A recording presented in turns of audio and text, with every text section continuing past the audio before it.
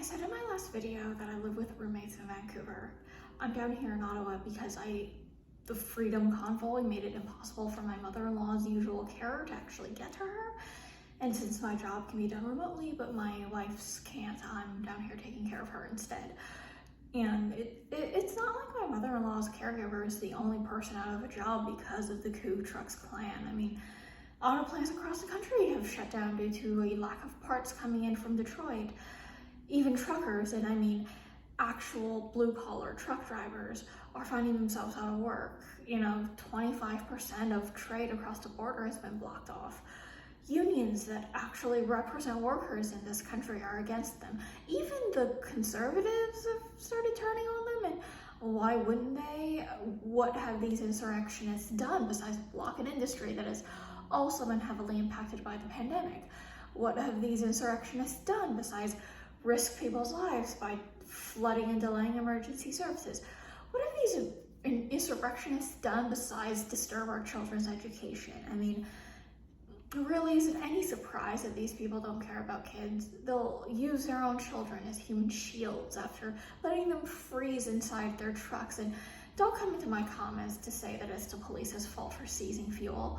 They had the option to leave and take their kids with them, or, just never take their kids in the first place. And instead what they did was get more fuel, which isn't hard because the police are completely useless still.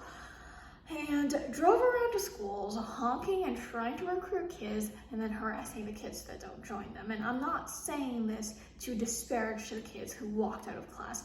Kids are stupid. Let's be real.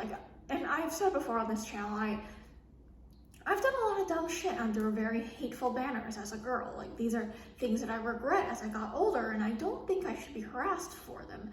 In fact, I'm never going to agree that people should be harassed for old mistakes.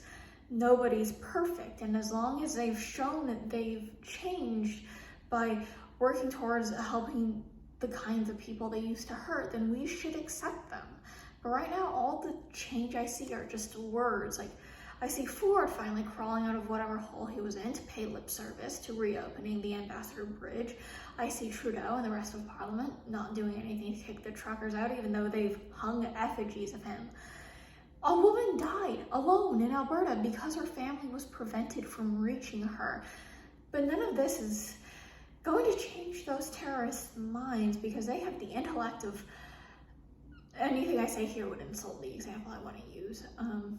Even Americans are startled by how much it looks like January 6th. And I can't even count how many of my American friends have been apologetic for exporting the so-called Freedom Convoy up north. Even if you don't care about how the people of Ottawa feel, surely you have to care at least a little that Americans are being the polite ones in the face of Canadian violence. And it is violence, no matter how many people fail to comment to tell me otherwise, because I have repeatedly said I delete misinformative comments.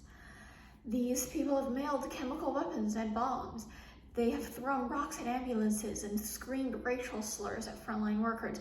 My mother-in-law hasn't gone to her physical therapy appointments in almost 2 weeks because she's terrified of the people she could encounter. And I've personally decided I'm never going to stop wearing masks because I don't want people to see my Asian face and target me for it.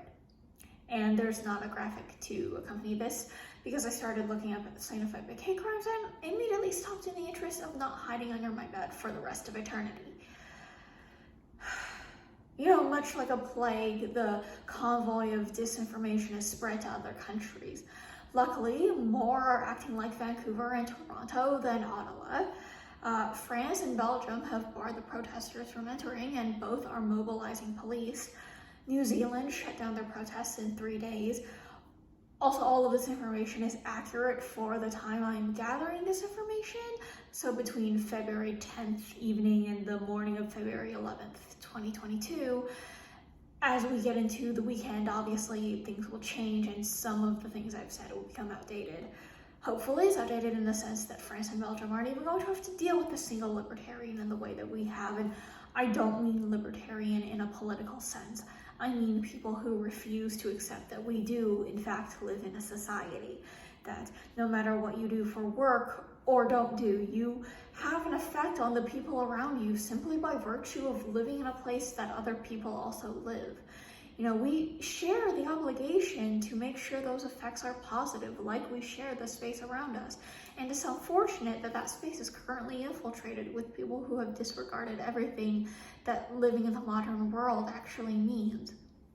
But it does bring me some hope that not everyone's forgotten that. I've scheduled this video for, I think 2 hours before the rally at Share the Flame. So barring some unforeseen disaster, my in-laws and I plan to see you there, Ottawa.